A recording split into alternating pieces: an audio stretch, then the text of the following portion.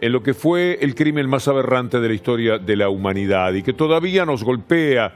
Ahí están todos los nombres, los testimonios de homenaje en Alemania, como tiene que ser por otra parte. Alemania todavía vive un gran luto por toda esta situación eternamente, porque naturalmente había una responsabilidad también referida a quienes habitaban y no solamente gobernaban, por más que endilgarle responsabilidades a todos sea también algo sumamente cruel. Fue un acto muy emocionante el que se vivió en Alemania. Nosotros recordamos de tantas películas, los cinéfilos sabemos perfectamente cuánto el cine, el teatro, las artes en general han hablado de ese crimen del que todavía no hay manera de reponerse. Posiblemente sea La lista de Schindler, una de las películas que más nos ha conmovido y podemos perfectamente recordar las lágrimas que esto generó. Y entonces, a modo de homenaje también, de testimonio en este Día Internacional del Recuerdo de las Víctimas del Holocausto, veamos un pequeño tramo de la película, tan solo para acicatear su memoria y que usted pueda evocar una película que seguramente, si es cinéfilo, no se la pudo perder.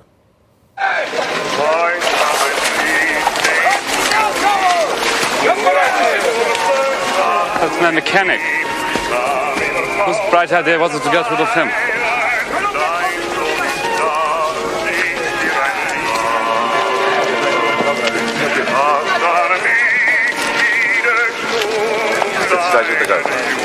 Weź głęboki oddech.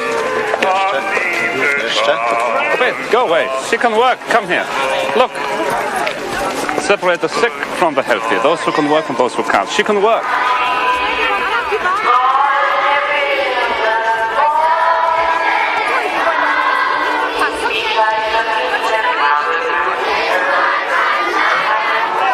Those not selected for transport, put your clothes back on. Go back to the barracks. And return to the barracks. Oh my God!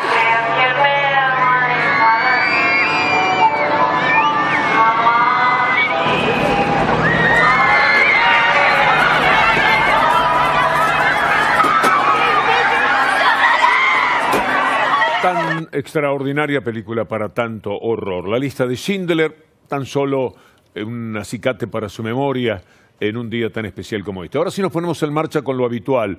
Vamos a ir por las derechas del mundo, tan referidas también a episodios tan trágicos como ese, y que están socavando permanentemente, aunque no tengan éxito, igual molestan muchísimo en todos los países, porque no quieren confinamiento, porque no quieren encierros, porque no quieren lo que alguno aquí osadamente llegó a decir eran guetos cuando un barrio quedaba confinado porque querían cuidarlo y querían salvar a la gente de los contagios. Muchas ciudades europeas, el Reino Unido, por ejemplo, se han producido enfrentamientos entre manifestantes y la policía en tantos lugares, en Barcelona, en España, a la gente de Vox, de ese partido bien a la derecha, el franquismo residual que todavía se comporta de una forma atroz en Bolonia, en Italia, pero estamos eligiendo tan solo algunas ciudades, son muchísimas, aquellas donde 100, 200, que nunca faltaron, iban a manifestarse contra las autoridades que lo que querían era salvar a la gente. Algo notable que sucede, lo marcaron los alemanes últimamente, y vale la pena subrayarlo, es en los lugares donde están los ultras, los derechas más fanáticos, los que se oponen a los confinamientos, a los toques de queda, etcétera, todo les viene bien, a las cuarentonas en general, que allí donde ellos están es donde más coronavirus hay. Me parece que vale la pena ver esta información. El coronavirus arrasa en los feudos ultras de los alemanes. Un miembro del gobierno de Merkel ha relacionado el voto a la extrema derecha con la elevada incidencia en la enfermedad. El coronavirus, por supuesto, ha hecho estragos en toda la humanidad y ahora la vacuna es la salvación. Es lo único a lo que se puede apelar. Pero la vacuna tiene sus problemas. Todo el mundo lo está padeciendo porque hubo un primer momento en el que los laboratorios pensaron que iban a ir con la suficiente rapidez como para abastecer y esto no está sucediendo hoy día. Y también lo sufre un poquito no tanto como otros países que están en un verdadero conflicto con los laboratorios y con los países que prometieron las vacunas, lo padece la Argentina. Vienen 220.000 vacunas en el viaje que tiene que llegar mañana de Aerolíneas Argentinas a la ciudad de Buenos Aires. Y esto motivó un comunicado de Gamaleya, que también es un elogio muy importante para el gobierno de la Argentina. Lea conmigo: el Fondo Ruso de Inversión y el Centro Nacional de Epidemiología están ampliando la capacidad para producir más dosis de Sputnik V debido a la alta demanda de la vacuna rusa en América Latina. Como resultado, veremos un aumento significativo de la producción en el segundo trimestre, es decir, hay alguna demora. Hasta entonces, es posible que algunos lotes presenten retrasos de hasta 2-3 semanas. Sin embargo, Argentina, que ha sido uno de los primeros países en aprobar Sputnik V y con quien hemos establecido una sólida alianza, seguirá recibiendo la vacuna. Esto es muy, pero muy importante, por cierto. Para un mundo que nunca estuvo preparado para esto, y no todos reaccionaron de la misma manera. Es que el mundo no está en condiciones de sobrellevar una peste.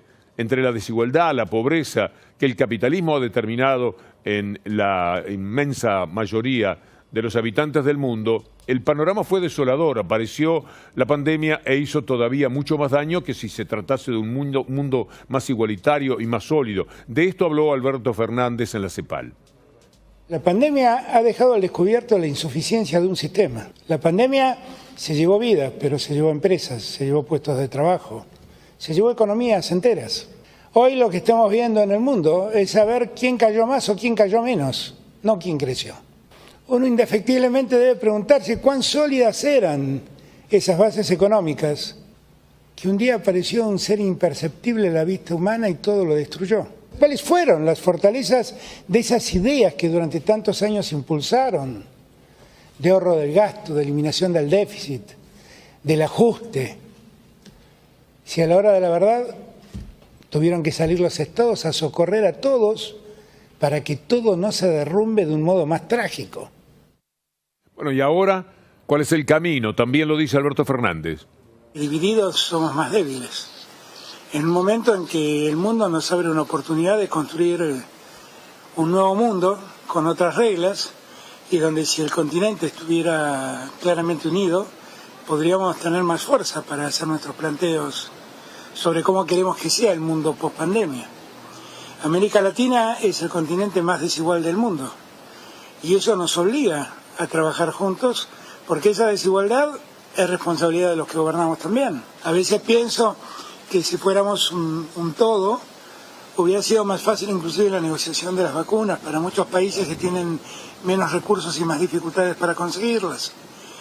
Y lo lamento, porque hubiera sido más fácil para todos. Como con cualquier hombre de gobierno, uno puede tener sus discrepancias. Usted también con Alberto Fernández, pero en el tema de la pandemia, en lo que hace al coronavirus, no sé si hay otro estadista que lo supere en el mundo entero. Por ahí Merkel jugó de la misma manera. La seriedad que tuvo desde un primer momento, las medidas que adoptó, lo que tuvo que enfrentar en materia periodística cuando se advirtió que le estaba yendo demasiado bien y que las encuestas lo iban a poner en un lugar donde iba a quedar poco menos que en condición de intocable. Todo eso es lo que le da la autoridad a Alberto Fernández. Aquello que en otros presidentes, como en Boris Johnson, se convierten en este mea culpa. This day I should just really repeat that I am deeply sorry for every life that has been lost, and of course as Prime Minister I take full responsibility for everything that the government has done. What I can tell you is that we truly did everything we could and continue to do everything that we can to minimise loss of life and to minimise suffering in what has been a very, very difficult stage. Y las medidas que se adoptan siguen sacudiendo al mundo. En Madrid tenemos toque de queda. La Comunidad de Madrid adelantó además ese toque de queda a las 22 horas, es decir, un poco antes de lo que fue hasta este momento, y nuevas zonas de confinamiento. ¿Y qué se va a hacer? ¿Cómo puede haber alguien que no se dé cuenta que esto a ningún gobierno le da mínima satisfacción tener que proceder de esta forma? ¿Qué ventaja se puede obtener? Como mil veces nos preguntábamos cuando aparecieron los anticuarentenas en los medios de comunicación dominantes de la Argentina. ¿Qué podía mover al gobierno a decirle a la gente quédese en su casa? A exigirnos, pedirnos, lo que fuere, que nos quedáramos en nuestra casa. Ha reconocido hasta sector más opuesto a todo esto que si no se hubiera procedido de esa manera, la tragedia de la Argentina hubiera sido todavía mucho más significativa. Miren lo que están haciendo en Madrid. Además, están mirando con drones cuál es el comportamiento de la gente. Estas imágenes le van a llamar la atención.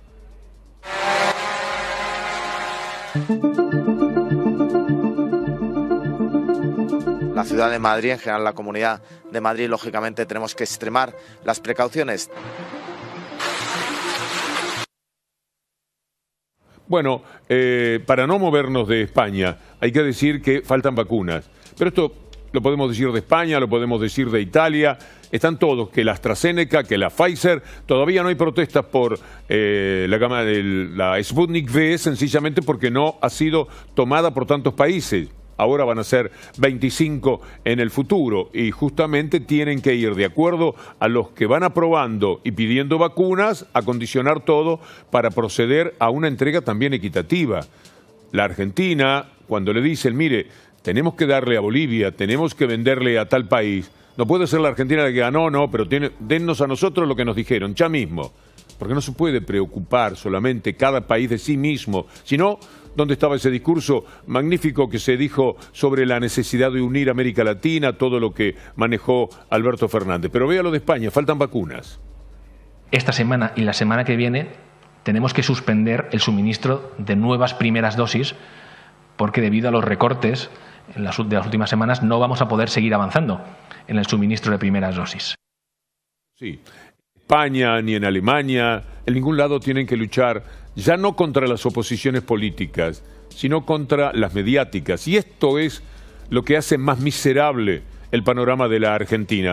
Los títulos que todos los días podemos rescatar. Usted se acuerda de no se van a poder vacunar los de 60 años para arriba. Bueno, resultó que sí. Entonces ahora no se podían vacunar los de 60 años para abajo. La cuarentena estuvo mal, la vacuna era rusa y por lo tanto no era buena, la vacuna no iba a llegar, todo lo que nos han hecho.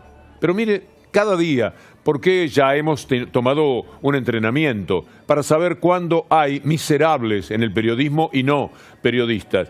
Operativo errático, ¿por qué las vacunas rusas se traen en aviones?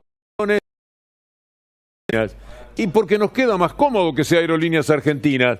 Debe ser más barato el mandato del Estado. También está Alitalia, es una buena compañía, KLM.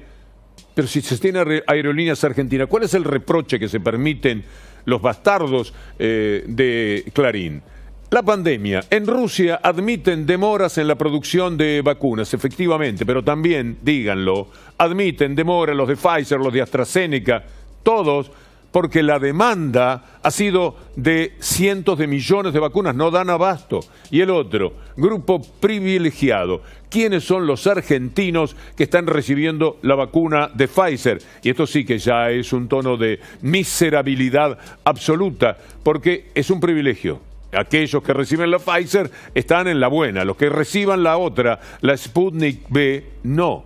Seguir jugando de esta manera resulta muy triste para el periodismo, pero también lo tiene que sobrellevar el país y sobre todo aquellos que reciben estos mensajes, los captan y luego se comportan en ese sentido. Lo que vimos del mundo recién en el comienzo del desarrollo de la vacuna tiene que ver con ese proceder.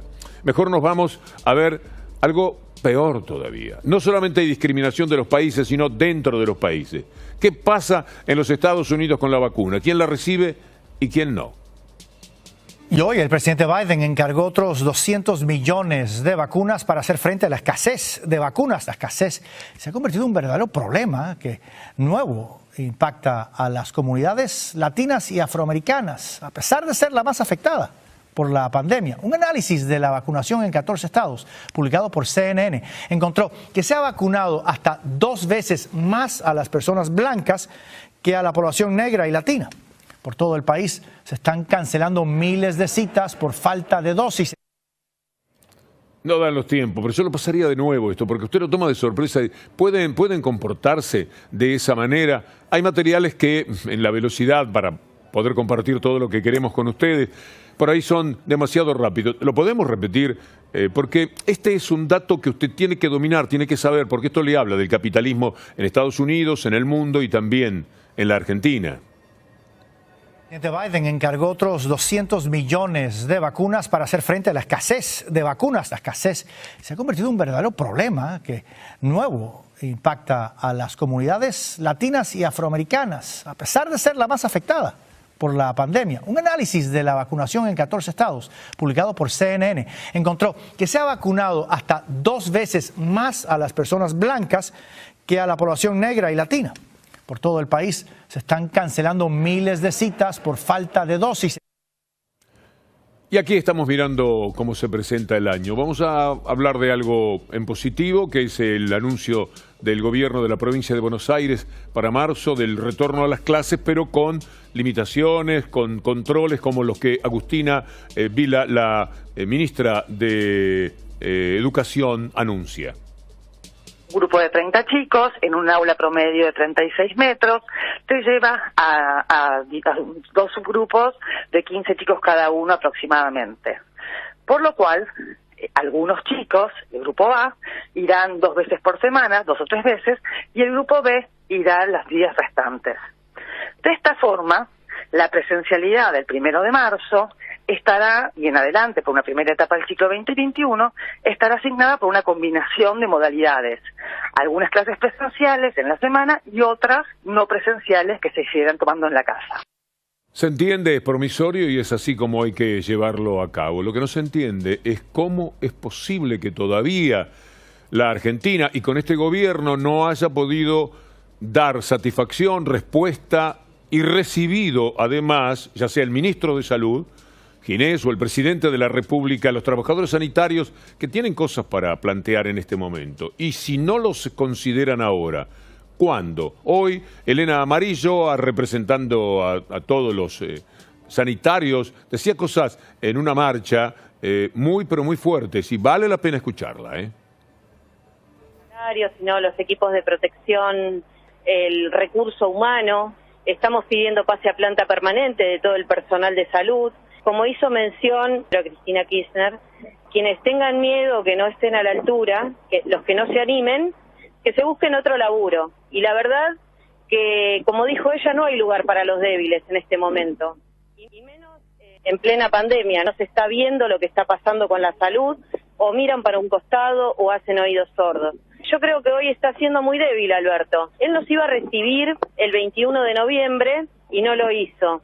Priorizó otras cosas y no el personal de salud, que ya tenemos más de 200 fallecidos a lo que va a nivel nacional. Teléfono nada menos que para el presidente. Hay que recibirlos. No puede ser.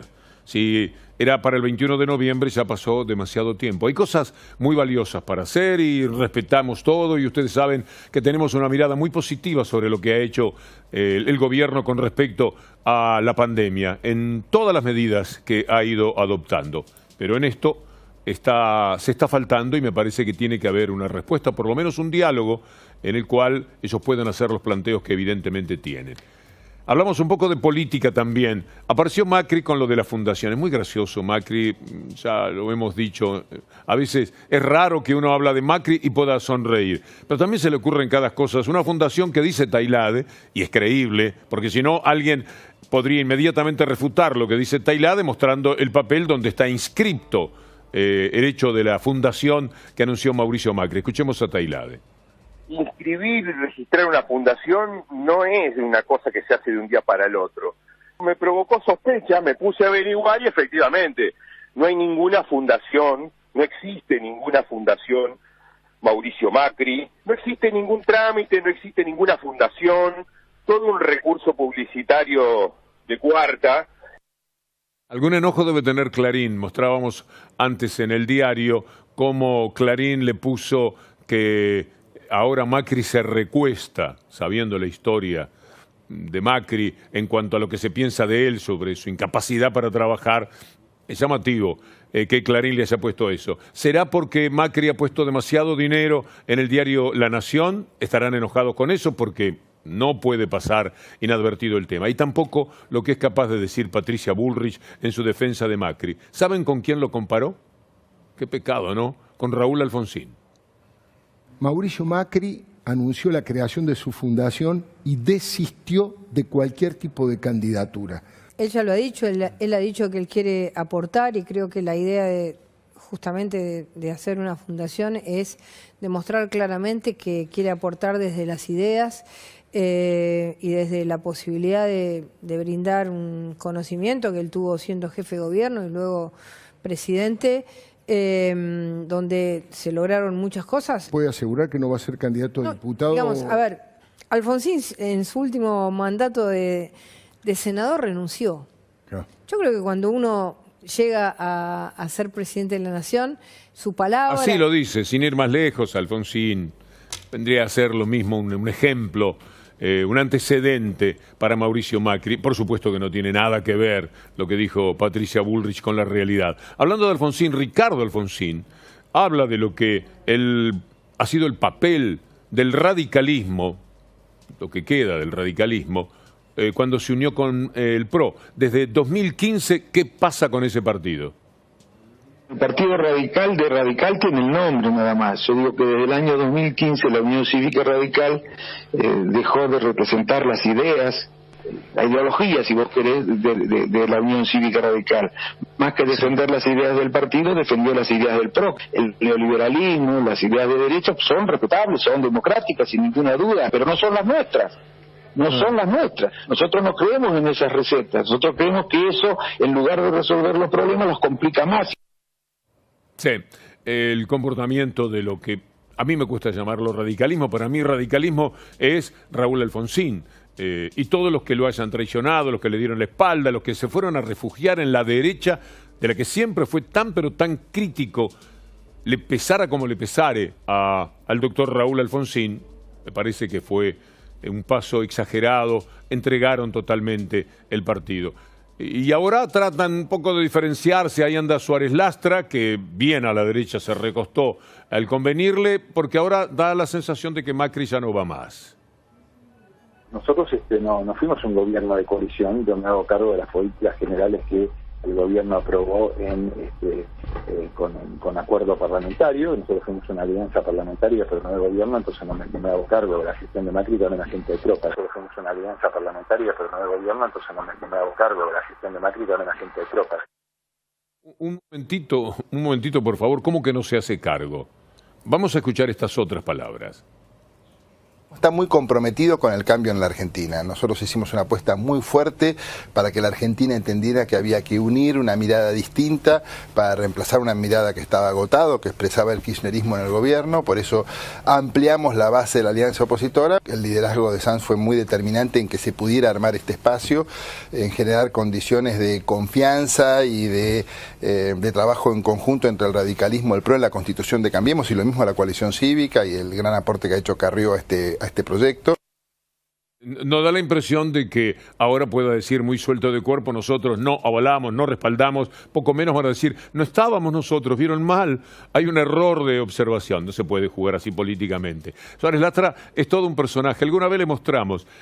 Esto es una síntesis de Suárez Lastra, pero también de lo que significa el miedo a Clarín en la República Argentina. Ese miedo que determina que nadie le ponga el cascabel al gato mientras roba a 5 millones de personas al mismo tiempo. Miles de millones de pesos sacados de su bolsillo con las facturas de Cablevisión contra una disposición de un gobierno democráticamente elegido. Se permite cualquier cosa, el poder real, y vamos a ver hasta dónde el gobierno, el poder político, es capaz de controlar esta situación, porque lo están estafando a su ciudadano. Vamos a ver ahora el momento en que el doctor Alfonsín en un discurso menciona a Clarín, y lo van a ver a Suárez Lastra. Véanlo desde el lugar del político que acabamos de apreciar, pero también desde el miedo. Nada más que escuchar esa palabra es un instante. Vean ustedes cuál es la reacción. Esto es el significado que tiene ese diario, ese nombre, para que después todo el mundo esté boca abajo prácticamente, asumiendo que tienen derecho a robarnos de la manera que lo están haciendo. Pero ustedes tienen un ejemplo hoy, en los diarios de hoy.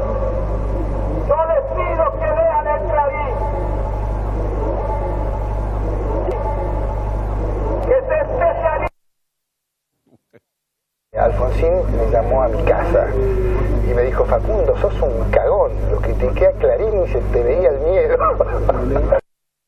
Tanta risa, yo lo entiendo perfectamente. Él hizo un gesto, me hizo una barbaridad, mirá con quién se está metiendo el doctor Alfonsín, que sí tenía el coraje, además de todo lo que políticamente significó. Era un hombre ciertamente de coraje y estaba jugando una carta muy fuerte y el otro se asusta y lo codea. Y después a la noche, bueno, ahí estaba la explicación dada con sinceridad por él. Otro personaje para considerar hoy en términos políticos es Pichetto, su capacidad para despreciar al pobre, al inmigrante, todo aquello que a él le queda cómodo para ser mejor servil del establishment rico, poderoso, blanco, que él cree que es el verdadero mundo al que pertenece. Más pobres, más dependencia del Estado. Un país que crece, que se desarrolla, que tiene trabajo, más presencia de la clase media, más autonomía, más libertad, una visión, digamos, de integración al mundo, capitalismo moderno, la gente... En cambio, si impera la ideología del pobrismo, bueno, todo para abajo, una mirada de... Empezamos a nivelar para abajo sí, y no todo para arriba. abajo. No, la lógica argentina de la clase media... Cosa, ¿no? Animarse a eso, sobre todo cuando, miren lo que hizo a las 24 horas de su nuevo conchavo político, él sigue viviendo, él es un planero eterno del Estado, y ahora su plan fue llevar 292 personas, designó 292 planeros, pero si los designa él no lo son, en la AGN, consiguió trabajo en la AGN y de paso metió 292 planeros caros. No se puede tener ese desprecio por los demás y además proceder de la forma en que lo hace. Mañana se estrena una película que hay que ver, Cine.ar. Es la película de Joe Goldman que se llama Buitres, la cara salvaje del capitalismo. Le doy a probar. Then Paul Singer comes in and says, oh, look, I found these old bonds in the back drawer, and I'm going to, now you pay me. He paid something like around $50 million or less for some old Argentine bonds. Long forgotten, holdout bonds. That's all he paid. Now he's worked himself up to a claim of $3 billion. 60 times, 6,000% more than he paid for the bonds. That's not money he lent to Argentina. Not one dime was lent to Argentina. He just picked up the stuff. Now he's holding everyone for ransom. What possible interest can a U.S. judge have in favoring the vultures who don't represent the interests of the United States? So when you have one renegade judge, Grisey, who rules against Argentina in favor of the vulture, you have to understand this is highly political. Okay? And it's going to courts which are stuffed with political appointees. The Republicans in particular have been very good at taking control. Es un acontecimiento político, periodístico y cinematográfico en la Argentina de este año. Esto que Joe Goldman, destacadísimo colega, muy admirado, corresponsal de América del Sur para la ABC de los Estados Unidos desde hace más de 30 años ha realizado. Buitres, la cara salvaje del capitalismo, mañana a la hora 20 en Cine.ar. Permítanme en el final hablar de mi libro, La batalla cultural, escrito junto a Alberto Mar. Es un recorrido que permite de una manera, yo entiendo que muy entretenida, con todas las fotografías y epígrafes que hacen a las persecuciones realizadas por buitres de adentro del periodismo de la República Argentina. La batalla cultural, que es un libro, me permito mostrarlo por televisión, porque en buena parte de las librerías que hay no se animan a ponerlo en la vidriera y algunos lo van a comprar y cuando lo piden, por suerte le está yendo muy bien al libro, pero cuando lo piden tiene que ir a buscarlo a veces a un estante lejano o al sótano. Por eso vale la pena insistir, porque esta es una forma de pelear contra algo que es un verdadero oprobio y que permite en esa batalla robarnos como nos roba en estos días Cablevisión, tema al que vamos a volver en el día de mañana porque no se puede dejar pasar semejante estafa. Ahora sí, el gusto de decirles que van a continuar con la compañía de Antonio Fernández Llorente, de agradecer como siempre a Julián Capazo y a Anabela Sánchez y a Leandro Gabriel. Amigos, hasta mañana si Dios quiere.